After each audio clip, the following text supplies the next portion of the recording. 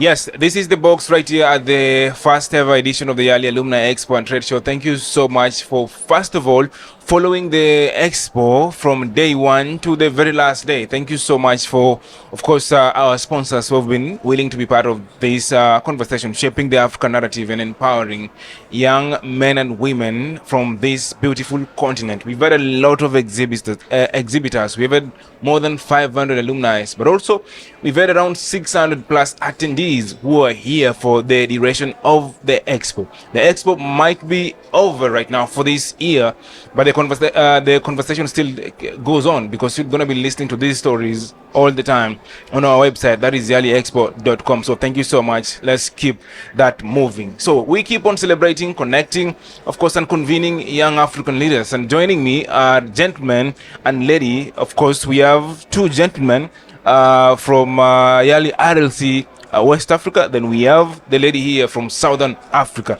So we begin from the host. Thank you so much for your hospitality on behalf of the rest of the continent. We enjoyed our stay here at CTICC and in Cape Town as well. So please introduce yourself. Tell us your cohort, your RLC Southern Africa, that's done, and the business track, or the track that you are in. My name is Sarah Gubu, and I was a YALI Card 24, YALI RCL, so Card 24, and I was under the Public Management and Governance track.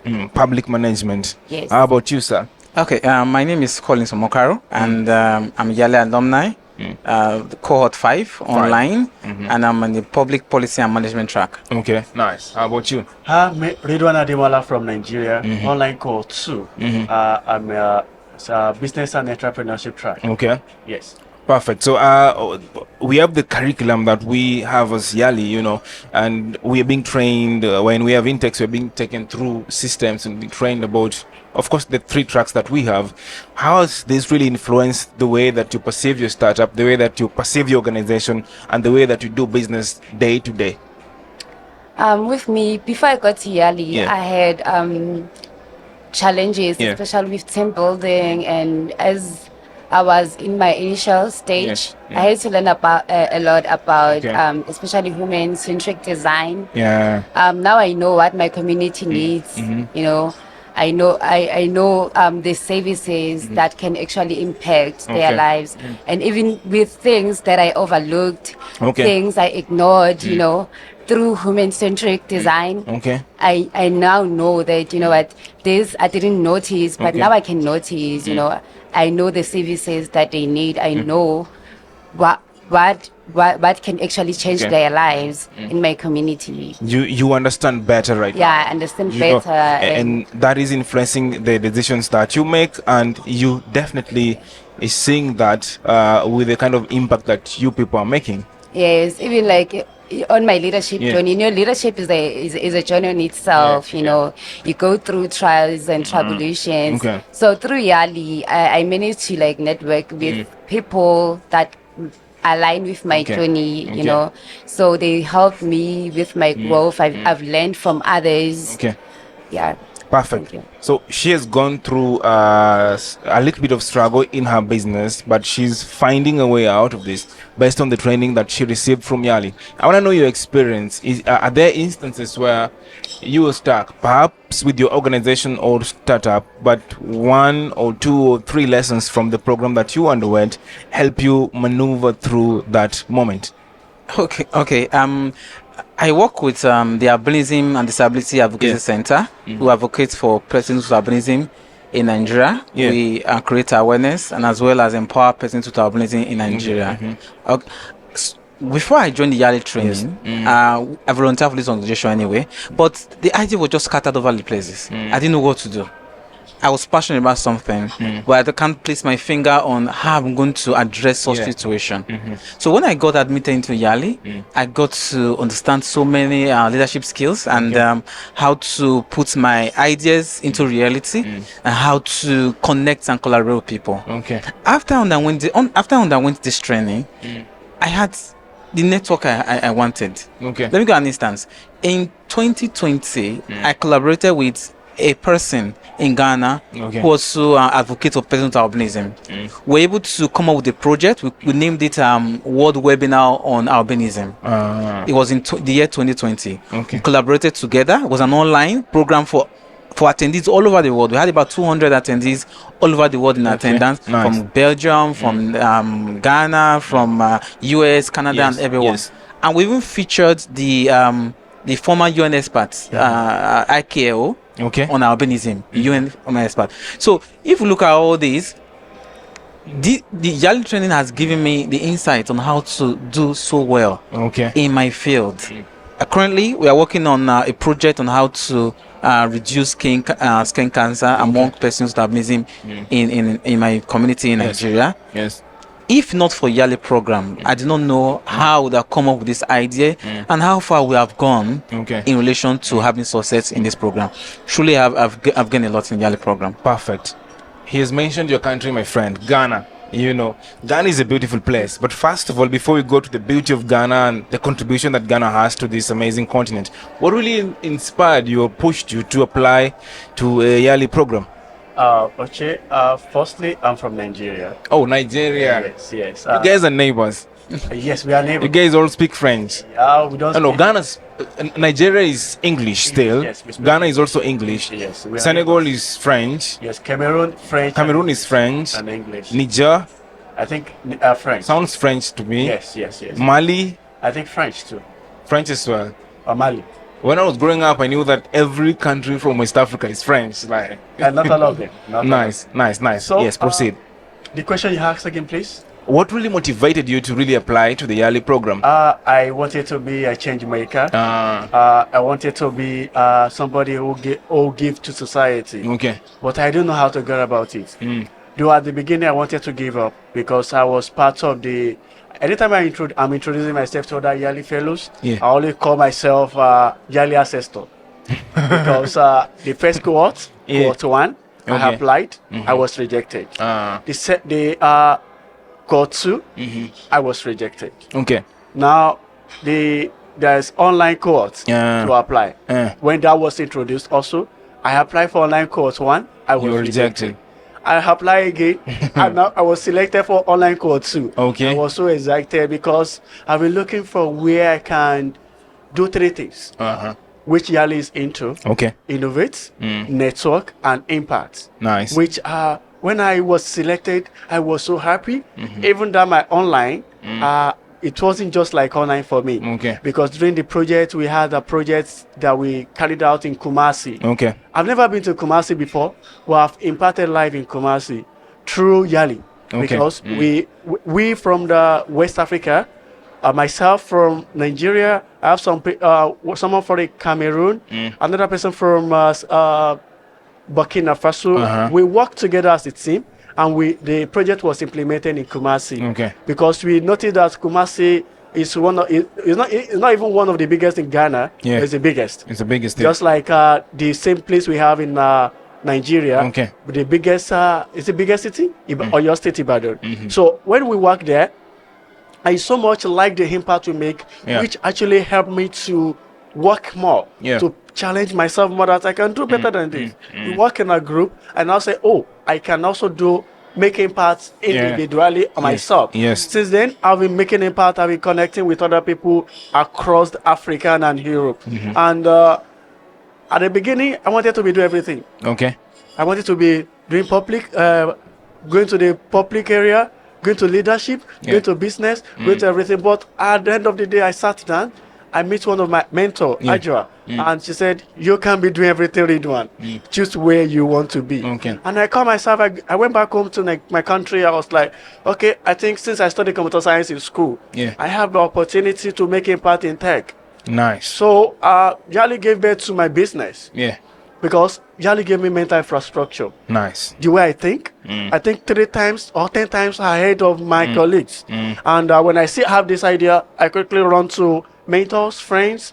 How can we work on this, and can this work out? So basically, YALI has given me a lot of things that because today I have I cannot still call it a startup. I registered my business in Nigeria 2019. Nice. And ever since, we've been making positive impact. We are IT consulting firm. At the same time, we are using our CSR to make impact in community. Nice. We train people on cloud computing, cybersecurity, desktop publishing, and graphic design and web design, which I can point out on many people that they are doing marvelously well now. So if YALI has not impacted me, how am I going to make impact? And I still have other projects in mind that I want to do. So YALI is a good one for me. Perfect. You mentioned two things that I want to run with the two of you. You talked about registering your startup. Then you also mentioned your involvement in tech. Now, let's start with business registration or startup registration. We're all from Africa. Now, there's always a huge conversation. It's where I come from, Kenya.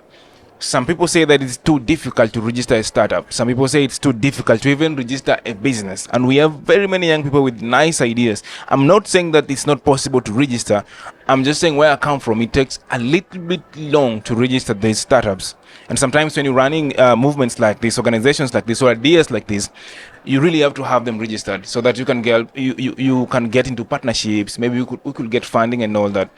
I want to know what it is like in South Africa to register a business. How many days maybe does it take? What is the process? Is it complicated? Should you wait for your certificate after 1 year like sometimes we do in Kenya? No, it is not really. It doesn't take a lot of time. It doesn't take a lot of time in South Africa. But the requirements, I think, are a bit challenging. Yeah. Because for you to register an NGO, you need at least 3 people. 3 people. You know, and coming from the township, maybe let's say, for example, like partnership can also be a challenge. Sometimes you might want to start something, like before I go to YALI, I wanted to start this with the people from my community. But it was difficult to find people that have the very similar interest as you. And when you come with an idea, people might act like, you know what, I'm interested into your idea. But when it comes to like initiating, taking a step forward, nobody's stepping up. Nobody's. And another thing, money is also a challenge. You need money to actually register. And we don't have like youth programs that might want to register free for youth that are starting their organizations. So with me, like I had a similar like situation in my own organization. I would start something, and then when we have to like initiate and register our organization, we'll meet challenges such as money, and people wanna catch a train when it's already moving. It's already moving. We are now like at our starting point. They might seem interested, but when we have to initiate and move, that's when now they draw the line. Yes. My friend, how about your country? In my country, Nigeria, it's not so difficult to register or put in for a business registration. You just have to provide the requirements which they require for it. Like in the NGO, which I currently run, the issue we had at that time was not even the registration part of it. Was getting people who share the same idea so can register the business. That was the problem. And secondly, we had to have persons who are ready to commit themselves to the cause. Who are ready to go through thick and thin. With the organization, because most times people want to venture in, but they don't have the commitment, and since it's peculiar to a particular group of persons. For persons with albinism, you have to have people who have passion for this group of persons, who have experienced what this vulnerable people has experienced. For example, when I was young, I faced a lot of discrimination and stigmatization because of my skin color. I've fallen to skin cancer twice, and I think I'm going to go one again. I think next month or in 2 months' time, because I have a lesion that's refused to heal. So these are experiences that we have that birthed the idea to start up this organization we are currently running. So basically, the registration business is not so difficult as we can provide the requirements. But the issue is the people. Exactly, that is it. The people who can buy into your idea, the people who can buy into the vision. Yes, and it also requires funds to do this. So we talked to Charity, who has a startup called Black Girl Tech. She has actually published a book, Tech Hustle. She has given us that book. It's right there.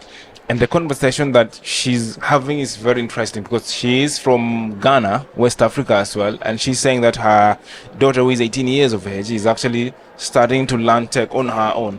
And her son as well is going that direction. And she is in tech as well. So those are two women who are into tech. But the information we are receiving about STEM and tech is that most women don't really take it in. It's not a course, it's not a direction that most girls would love to venture into. Before I ask her, let me start with you. Is the situation like that? Well, I think it's raining everywhere, and all countries have their policy, and a lot of people have different mindsets of setting things up. And some people, if we have like 3 ideas on the table, some will quickly jump at it, while some will take their time, evaluate, cross-check, know everything about it before they jump at it. Yeah, for sure. Why some people will procrastinate, look at it like this thing is not, internally they have killed the idea from themselves without taking it out there. So for tech startup, and I think people can, the thing come from the mind and what you actually want to achieve with it. Because you can drag thousands of people to training, and once you drag them, or you can just motivate them to do something. In my local language, people normally say that you can only drag a horse to the river, but you can't drag it to drink water. For sure. Yes. So for me, I think the thing is general. It's general, and it's almost everywhere. So so it actually boils down to interest. What are you interested in? What are you really willing to, give so much for, to achieve? It's about what people want, what the girls want. Well, I really want to give so much to the people based on their interest. Yes, because if I have this in my mind that I want to impart somebody, and the person is not ready for me to make impact, I will just be wasting my time. For sure. So if I have this idea, okay, for example, the last time I visited Ghana, Accra, for homecoming, I met so many people, and I met a friend of mine who actually a school founder. Okay. She has a school, and what she's doing is different from what I'm doing. She's into education, I'm into tech. Okay. So now during our conversation, we're talking about how can we collaborate. Nice. You are into education, I'm a tech person. How can we work together? Even with your education, your school is for children, people of 3 to 11 years old. So how can we impart lives? We both sat together, and we came up with an idea, tech in Shagam. We imparted young people in Shagam with graphics design, web design. Perfect. And which other design? And mobile phone repairs and laptop repair. I facilitated that year. And our area is quite different, but we share same idea, as I rightly said. Because if you don't have right people in the right place, if you and your colleagues are not sharing the same idea, if you are all thinking negative, like I'm competing with him, I'm competing with her, nothing will be done. We imparted nothing less than, if I'm not exaggerating, nothing less than 70 people on that day. 70 people. Yes, and I had to leave my place, Lagos, for Shagam, which is very far. Not that very far, but a little bit far. And I called some of my colleagues. Some came from Oyo State to Shagam, which is Ogun State. So we all come together from different states to make impact. So when we share ideas together and we have same vision, mission, I strongly believe. For sure. I think it's get down to collaboration. I think we can't all have the same ideas. I think to address issues like, girls not choosing careers like engineering and tech and all that, it comes up with partnerships. If she is in this area, he is in that area, you are in that area, we finding a middle ground, because all of us are addressing almost the same root problem. It could be unemployment, it could be, we have almost like the same problem. So talking about collaborations and all that, I honestly feel like the future of YALI should be more of collaborations, alumni linking up with fellow alums, having more of these conversations, having more of these trade shows, so that we can collaborate, we can create, we can expand our minds. But now I'm going to throw this to you again. If you were the president of the Southern RLC, that you have that chance, you can now make decisions, you can now decide on the future of this RLC, what will your vision be? What are some of those areas that you would give much of a priority to? As a president. As the president of the Southern RLC. And I'm not saying like for president for now, president for like 5 years. You're making decisions on behalf of all the RLCs in the Southern African region. What would you prioritize? Yeah, I would say partnership. Partnerships. Yes, partnerships. Because you might have an idea, but you need a community. You know, you need a whole village community to expand. Yeah. Besides like, but you need if maybe I know that, okay, maybe there's Tabo or there's Lirato that is doing this, and tomorrow when I'm hosting an event or tomorrow when I have an idea in my own community, I know who to contact. You know, even if you might say like some things they need financial assistance, but your service might make a huge impact. For sure, you know, for sure. Tomorrow I might want a speaker. You know, tomorrow I might want another type of service for you to contribute in my own organization. Tomorrow I might want a donation, and then you there. You know, so I think partnership, it does play a huge role in impacting. Perfect. Yes. She's all about partnerships, but I'll ask you this: are you in touch with your RLC? Are you getting enough support from your RLC even after finishing the program? Yes. Even when we are done with YALI training, we are not left all alone. We still have an alumni group. Nice. Where we can actually collaborate. I got to know a lot of persons that I worked with during my organization, and they even linked me with some government officials. Let me give an instance. In my state, we lost about last year we lost about 8 persons to skin cancer. So it was a call for us to do something about it. Yes. We need the money to do this. We have to start up a workshop and distribute free sunscreens and umbrellas. And we also have some persons with albinism in the hospital who are suffering from disease, which cancer treatment is very expensive. Very expensive, man. This was a problem. How do we solve this problem? I talked with one of the alumni in YALI. Then I said, this is the problem we have, and we don't have the money in my organization to do such a thing. Yes. He gave me the idea, and he gave me a contact. And surprisingly, he's not even in my state. He's in another state in Nigeria. But he had the contact of government officials in my state. In your state, So he linked me up to the government officials. So nice. we wrote a letter, and we followed it up. And the government of my state released about, I think that was about 5 million naira, huge amount of money in Nigeria, for us to conduct seminars in the 3 central districts in my state. We distributed over 4,000 sunscreens, free and umbrellas. And we used part of the money to pay for all the persons that have been in hospitals that could not afford their bills, their hospital bills. So what I'm trying to say is that even if you are out of the program, you are still part of YALI. You're still part of it. You still have the connections with everyone.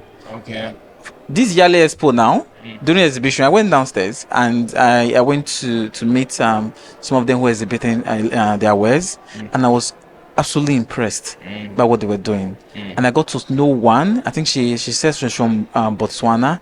She works with the person with albinism still. And was talking about that in their country, their government give them free sunscreen every month. Because her skin was so fine. I asked her, why is your skin so fine? He told me that we don't pay for sunscreen. I said, what? You don't pay for sunscreen? The government gives them sunscreen every month. Free of charge every month. Nice. I thought to myself, this is what Nigeria can do. So I am going back to my country and I'm going to ensure with my organization that the government put this into practice. Nice. And as well, we're trying to make skin cancer treatment free for persons with albinism. So we are going to do this with the help of collaboration and partnership from YALI RSC. So I'd assume that was interesting. I'd take that as one of your takeaways from the expo. Definitely. Perfect. Yes. What is your takeaway before we finish? My takeaway is innovation. Innovation. On my way coming to South Africa, I got an idea when I was after leaving Kenya. Because we had a long layover in Kenya, so something just came to my mind. I'm a tech person, and that thing came to my mind like, what is wrong with me? I like to read. I read a lot, and sometimes I write.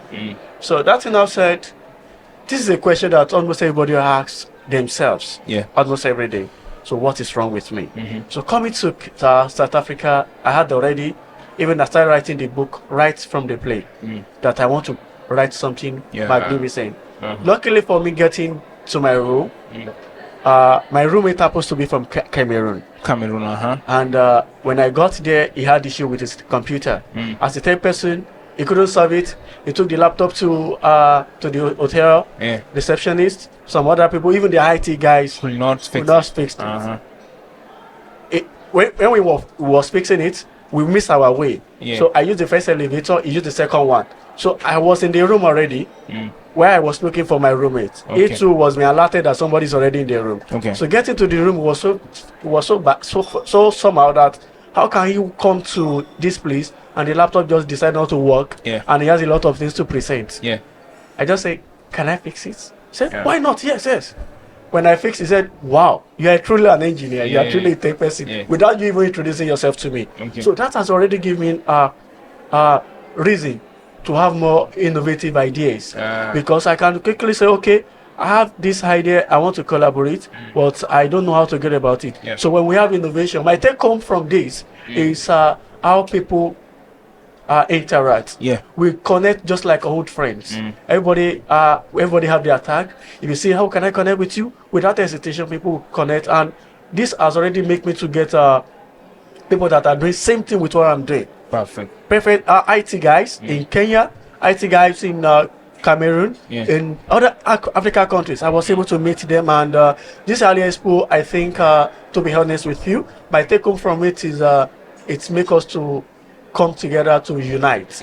Because I always follow East Africa, YALI East Africa on LinkedIn, another region. But I've been looking at, even I have a lady from Botswana.